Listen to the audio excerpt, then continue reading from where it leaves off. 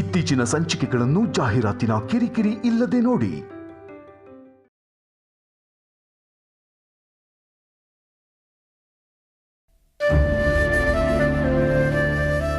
ಆರಾಧನಾ ಅವರೇ, I am very sorry. Don't feel guilty bro in law. Actually ಇದರಲ್ಲಿ ನಿಮ್ಮ ತಪ್ಪೇನೂ ಇಲ್ಲ. That's true sir. ಇಲ್ಲಿ ಏನೇ ಆದ್ರೂ ಅನು ಮತ್ತು ನೀವು ಇಬ್ಬರು ಜೊತೆಯಾಗಿರಬೇಕು ಅನ್ನೋದಷ್ಟೇ ಸತ್ಯ. ಯಾವ್ದಾದ ನೀವು ಯಾಕೆ ಇಷ್ಟು ಬೇಜಾರಾಗ್ತೀರ ಹೇಳಿ? ಈ ಪ್ರೀತಿ ಬೆಲೆ ಎಲ್ಲ ಜಾಸ್ತಿ ಆಗೋದೇ ಈ ಥರ ಸ್ಯಾಕ್ರಿಫೈಸಸ್ಗಳಿಂದ. ಆ್ಯಂಡ್ ಮೋರ್ ಓವರ್ ಇಷ್ಟೆಲ್ಲ ಆಗಿದ್ದೇ ಆರಾಧನವರ ತಪ್ಪು ಕಲ್ಪನೆಯಿಂದ. ದಾದಾ, ನೀವು ಇದ್ರ ಬಗ್ಗೆ ಎಲ್ಲ ಯೋಚನೆ ಮಾಡೋದು ಬಿಟ್ಟು ನೀವು ಮತ್ತು ಅದಕ್ಕೆ ಖುಷಿಯಾಗಿರೋದು ನೋಡಿ. ಹೌದು ಆರ್ಯ, ಇಷ್ಟು ದಿವಸ ನಿನ್ನನ್ನು ಮತ್ತು ಅನುನ ದೂರ ಮಾಡೋಕ್ಕೆ ತುಂಬ ಪ್ರಯತ್ನ ಪಟ್ಟೆ.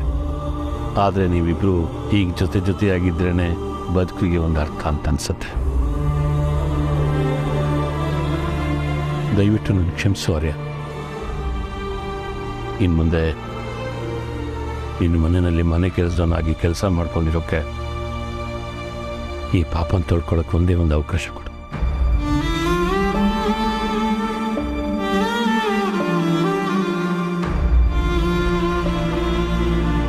ಜೆಂಡೆ, ಆಡಿದ ಮಾತನ್ನೇನಾದರೂ ಮರೆತರೆ? ಇಲ್ಲ ಹರ್ಷ ಸರ್,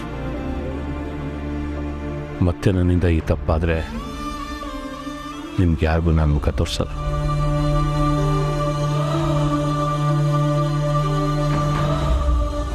ಅಂತೂ ತಾಳ್ಮೆಯಿಂದ ಇಷ್ಟು ದಿನ ಇದ್ದಿದ್ದಕ್ಕೆ ಸಾರ್ಥಕ ಆಯಿತು.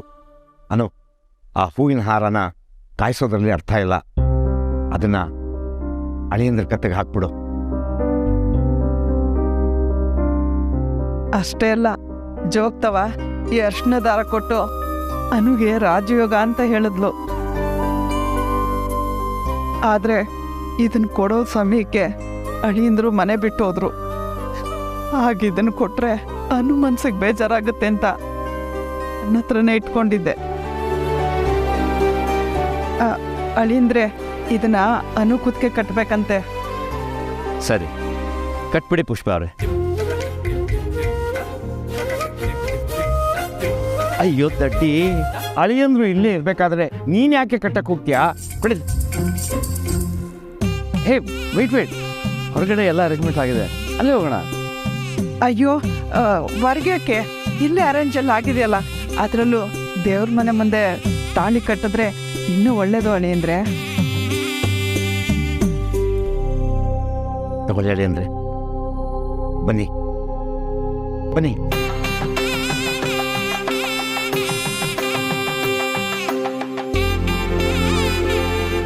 ಅಂತೂ ಈ ದಿನ ಬಂತಲ್ಲ, I am so happy. Bro in law, ಏನು ಯೋಚನೆ ಮಾಡ್ತಿದ್ದೀರಾ? ಬೇಗ ತಾಲಿ ಕಟ್ಟಿ. ಹೌದು, ಬೇಗ ತಾಳಿ ಕಟ್ಟಿ ಸಾರ್.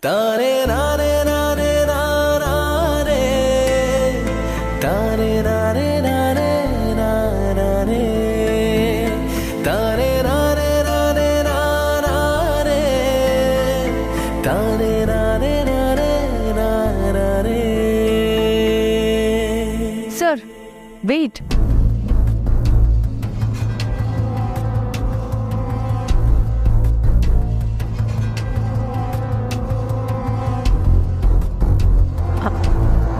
ಮೊದಲು ಹಾರ ಬದಲಾಯಿಸ್ಕೊಳ್ಳಿ, ಆಮೇಲೆ ತಾಳಿ ಕಟ್ಟಿ.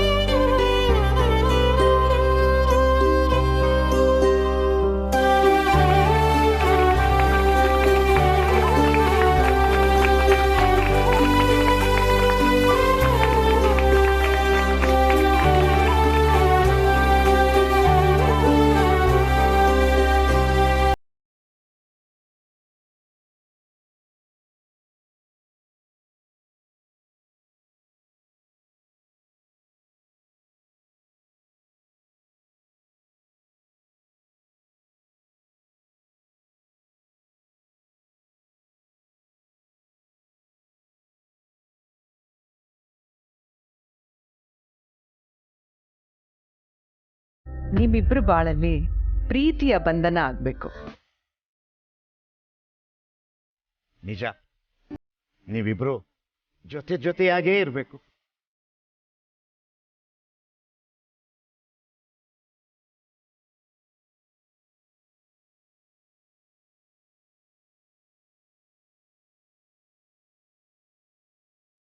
ಸಾರಿ ಅನು. ನನ್ನ ಕ್ಷಮಿಸ್ಬೇಡಿ ಸರ್. ಇನ್ಯಾವತ್ತಿಗೂ ಈ ಸಾರಿ ಹೇಳೋ ಪರಿಸ್ಥಿತಿ ಬರಲ್ಲ. ನನ್ನ ನಂಬ. ನಾನು ನಿಮ್ಮನ್ನು ತುಂಬ ಪ್ರೀತಿಸ್ತೀನಿ. ನಾನು ನಿನ್ನ ತುಂಬ ಪ್ರೀತಿಸ್ತೀನಿ.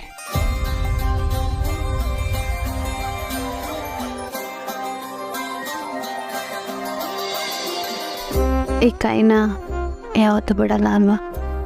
ಇಲ್ಲ, ಯಾವತ್ತಿದ್ರೂ ನಾನು ನಿನ್ನ ಜೊತೆಯಲ್ಲಿನೇ.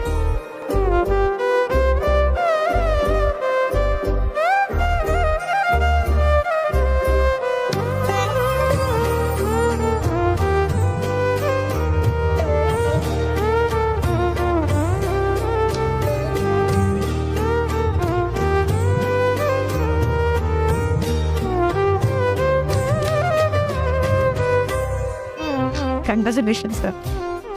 Thank you.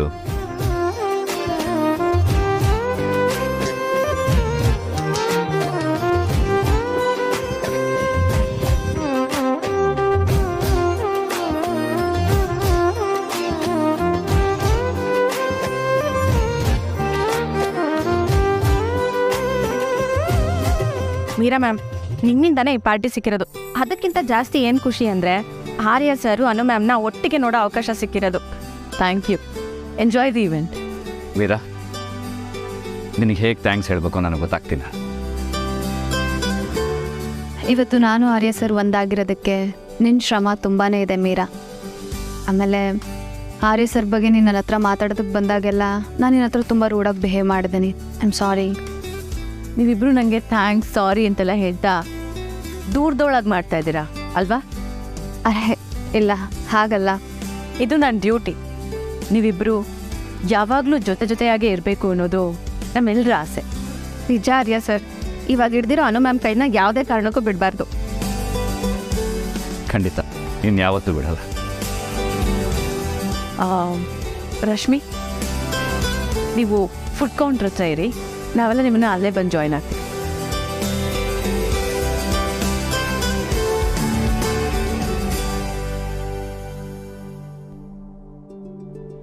ಅಮ್ಮ ಬನ್ನಿ, ನಾವು ಫುಡ್ ಕೌಂಟ್ರ್ ಹತ್ರ ಹೋಗೋಣ. ಜೇಂಡೆ, ನೀವು ಬನ್ನಿ.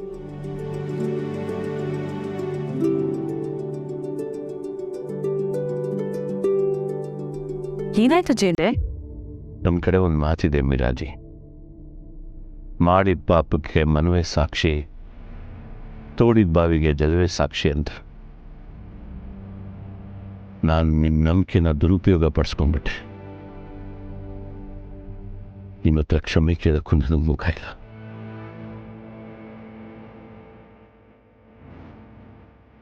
ಹೌದು ಕೇಶವ, ನನ್ನ ಮನಸ್ಸಲ್ಲಿ ಹಳೇದು ಯಾವುದಕ್ಕೂ ಜಾಗ ಇಲ್ಲ ಅಂದಮೇಲೆ ನೀನ್ಯಾಕೆ ನೊಂದ್ಕೋಬೇಕು?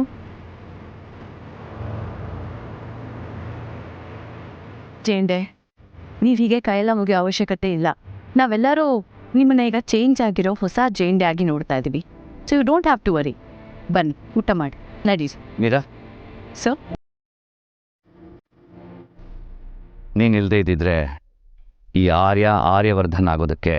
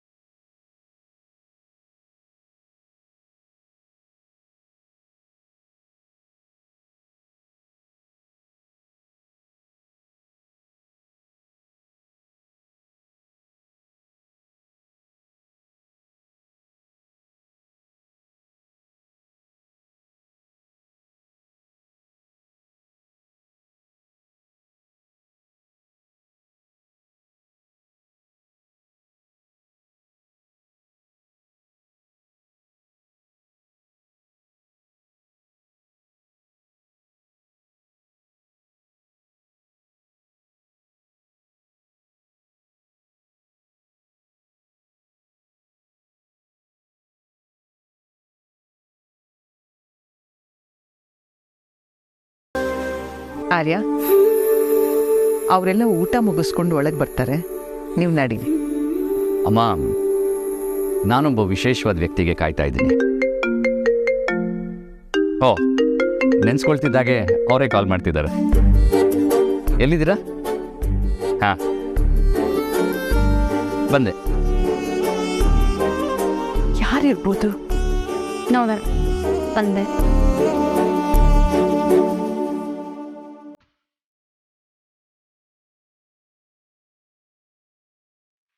ವೆಲ್ಕಮ್ ಜಲಂಧರ್. ಜಲಂಧರ್, ನೀನು? ಜಲಂಧರ್, ನೀವು? ಈ ಜೇಂಡೆ ಆರ್ಯನ್ ದೆಸೆಯಿಂದ ನನ್ನ ಆಯಸ್ಸೆಲ್ಲ ಜೈಲಲ್ಲೇ ಕಳೆಯೋ ಹೋಗಾಯ್ತು. ಈಗ ತಾನೇ ಆಚೆ ಬಂದವನಿಗೆ ಆರಾಮಾಗಿರೋಕ್ಕೂ ಬಿಡಲ್ವಾ? ಜಲಂಧರ್, ಪ್ಲೀಸ್, ಇದರಲ್ಲಿ ಆರ್ಯನ್ ಹೆಸರು ಮಾತ್ರ ಸೇರಿಸ್ಬೇಡ. ನೀನು ಜೈಲ್ಗೆ ಹೋಗೋಕ್ಕೆ, ಇಷ್ಟೆಲ್ಲ ಆಗೋಕ್ಕೆ ನಾನೇ ಕಾರಣ. ನಾನು ಅನು ಮೇಲೆ ಪದೇ ಪದೇ ಅಟ್ಯಾಕ್ ಮಾಡಿ ಅದರ ಆರೋಪನ ನಿನ್ನ ಮೇಲೆ ಹಾಕಿ ನಿನ್ನನ್ನು ಅರೆಸ್ಟ್ ಮಾಡಿಸ್ದೆ.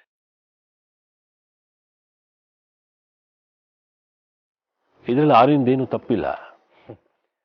20 ವರ್ಷದಿಂದ ನಿನ್ನಂತ ಕೆಟ್ಟ ಹುಳನ ಕಾಪಾಡ್ಕೊಂಡು ಬಂದಿದ್ದೆ ಆರ್ಯನ್ ತಪ್ಪು. ಒಂದು ರೀತಿ ನೀ ಮಾಡಿದ ಕೆಟ್ಟ ಕೆಲಸಕ್ಕಿಂತ ಆರ್ಯ ನಿನ್ನ ಸೇವ್ ಮಾಡ್ಕೊಂಡು ಬಂದಲ್ಲ, ಅದು ದೊಡ್ಡ ತಪ್ಪು. ಆ ತಪ್ಪಲ್ಲಿ ಆರ್ಯನ್ ಹೆಸರು ತೆಗಿಯೋಕೆ ಏನ್ ಮಾಡಬೇಕು? ಅದೆಲ್ಲ ಮಾಡಾಗಿದೆ.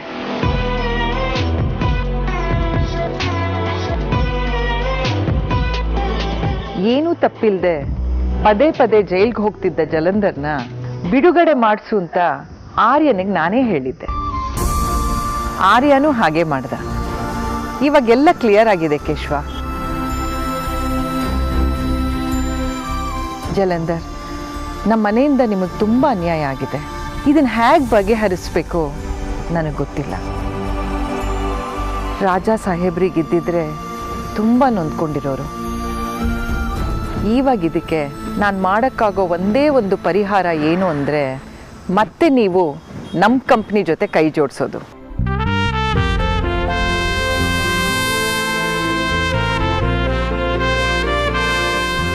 ಅನು, ಇದು ನಿನ್ಗೊಪ್ಗೆನಾ? ರಾಜನಂದಿನಿ ಅವ್ರ ಆಸೆನೂ ಕೂಡ ಇದೇ ಆಗಿತ್ತು ಅಲ್ವಾ ಅಮ್ಮ? ಜಲಂಧರ್ ಸರ್ ಯಾವತ್ತೂ ನಮ್ಮ ಕಂಪ್ನಿ ಪಾರ್ಟ್ನರ್ ಆಗಿರಬೇಕಿತ್ತು. ಈಗ ಆಗ್ತಿದ್ದಾರೆ. ಅದಕ್ಕಿಂತ ಖುಷಿ ಇನ್ನೇನಿದೆ ಹೇಳಿ? ಥ್ಯಾಂಕ್ ಯು ಅನು.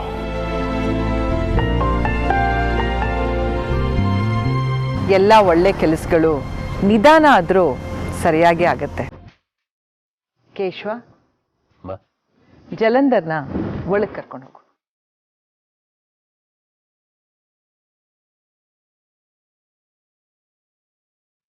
ಅಮ್ಮ, ನಾನು ನಿಮ್ಮ ಹತ್ರ ಮಾತಾಡಬೇಕಾಗಿತ್ತು. ಏನು? ನೀವು ನನ್ನ ಫಾಲೋ ಮಾಡೋದಕ್ಕೆ ಯಾರನ್ನಾದ್ರೂ ಕಳಿಸ್ತಿದ್ರಾ? ಯಾಕೆ? ಮತ್ತೆ ನಾನು ಬೆಟ್ಟಕ್ಕೆ ಹೋಗಿದ ವಿಷಯ ನಿಮ್ಗೆ ಹೇಗೆ ಗೊತ್ತಾಯ್ತು? ಆ ಗುಟ್ಟು ನಾನು ಯಾರ ಹತ್ರನೂ ಹೇಳಲ್ಲ. ಅಮ್ಮ ಪ್ಲೀಸ್ ಅಮ್ಮ, ಹೇಳಿ ಅಮ್ಮ. ನಾ ಹೋಗಿದ ವಿಷಯ ನಿಮ್ಗೆ ಹೇಗೆ ಗೊತ್ತಾಯ್ತು? ಇಷ್ಟೊಂದು ಕೇಳ್ತಿದ್ಯಾ ಅಂತ ನಾನು ಹೇಳ್ತಾ ಇದ್ದೀನಿ. ಈ ಮನೇಲಿರೋ ಡ್ರೈವರ್ಗಳೆಲ್ಲ ನನ್ನ ಮಕ್ಕಳಾಗೆ. ಅವತ್ತಿನ ದಿನದಲ್ಲಿ ಏನೇನಾಗುತ್ತೋ ಅದನ್ನೆಲ್ಲ ಮಕ್ಕಳು ತಾಯಿಗೆ ಹೇಳೋ ಹಾಗೆ ನನಗೂ ಹೇಳ್ತಾರೆ. ಇದು ಇವತ್ತಿನ ಪದ್ಧತಿ ಅಲ್ಲ. ರಾಜಾ ಸಾಹೇಬ್ರಿದ್ದಾಗಿಂದನೂ ಇದೇ ರೀತಿ ನಡ್ಕೊಂಡು ಬಂದಿರೋದು.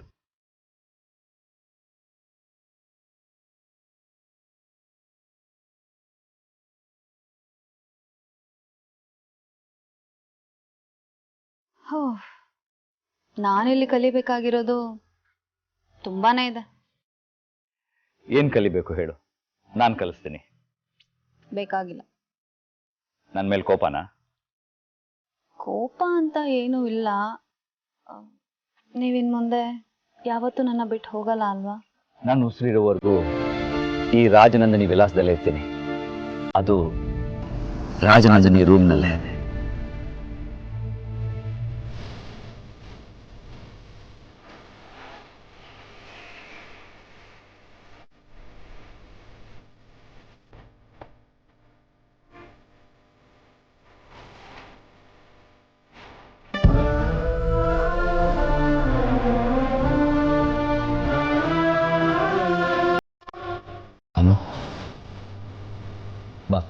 ನಿನಗೇನು ಹೇಳಬೇಕು?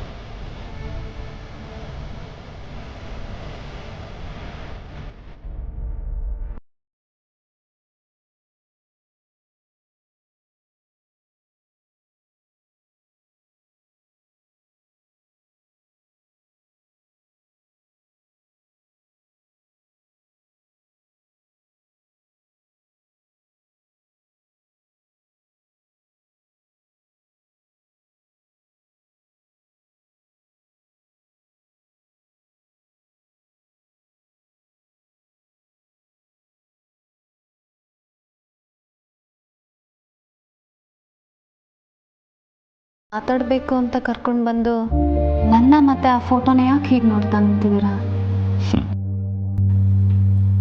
ಆ ಫೋಟೋಗೂ ಪಕ್ಕದಲ್ಲಿ ನಿಂತಿರೋ ನಿನಗೂ ಏನಾದರೂ ವ್ಯತ್ಯಾಸ ಇದೆಯಾ ಅಂತ ನೋಡ್ತಾ ಇದ್ದೀನಿ. ಅಂದರೆ ಇನ್ಮೇಲೆ ನನ್ನ ಹಳೆ ಬದುಕು ಹೊಸ ಬದುಕಿನ ನಡುವೆ ಇದ್ದ ಅಂತರ ಇರೋದಿಲ್ಲ, ಎಲ್ಲ ಒಂದೇ. ಅನು ನನ್ನೊಳಗೆ ಮುಚ್ಚಿಡೋಕ್ಕೆ ಯಾವ ಗುಟ್ಟು ಇಲ್ಲ. ನೀನು ರಾಜನಂದಿನಿ ಅಂತ ಹೇಳಿದ್ರು ನನಗನ್ಸೋದೇನು ಅಂತಂದರೆ, ನೀನು ರಾಜನಂದಿನಿ ಅಂತ ನೀನು ನಂಬಿದ್ಯಾ ಅಂತ ನಾನು ಅಂದ್ಕೊಟ್ಟಿದ್ದೀನಿ. ಆದರೆ ನಿನ್ನ ನಂಬಿಕೆ ಬಗ್ಗೆ, ಅದು ಸತ್ಯನೋ ಸುಳ್ಳು ಅನ್ನೋದ್ರ ಬಗ್ಗೆ ನಾನು ಯಾವತ್ತೂ ಮಾತಾಡೋದಿಲ್ಲ. ನನಗೆ ನೀನು ಯಾವತ್ತಿದ್ರೂ ನಾನು ಅನುನೇ. ಅನು ಸಿರಿಮನೆಯಾಗೆ ನಾನು ನಿನ್ನನ್ನು ಪ್ರೀತಿಸ್ತೀನಿ.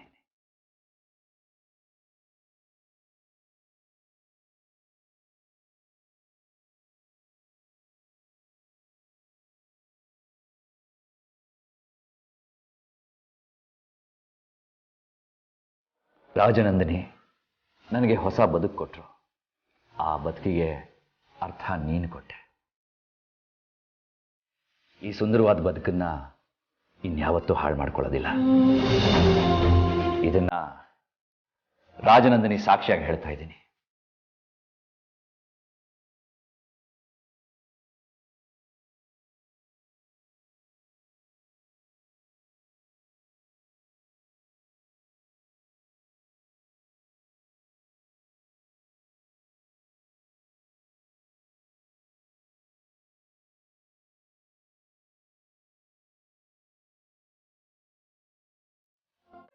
Sir,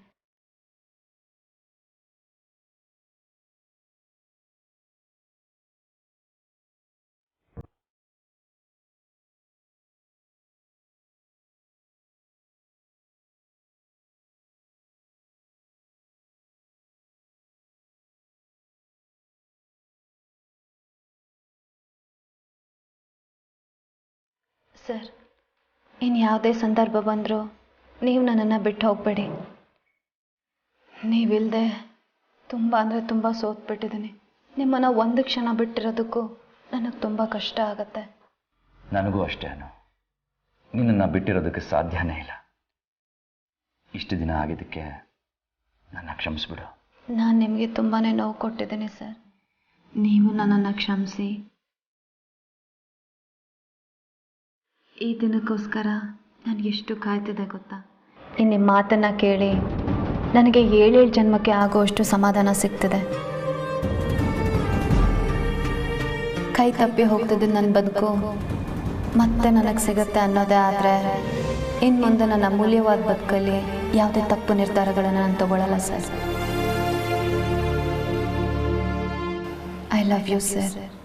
I love you so much. ನಿಮ್ಮನ್ನು ಮೊದಲಿಗಿಂತ ಇನ್ನೂ ತುಂಬ ಪ್ರೀತಿ ಮಾಡ್ತೀನಿ.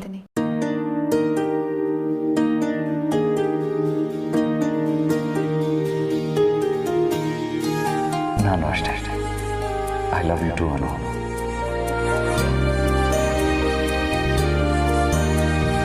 ನೂರು ಜನ್ಮ ಕೂಡ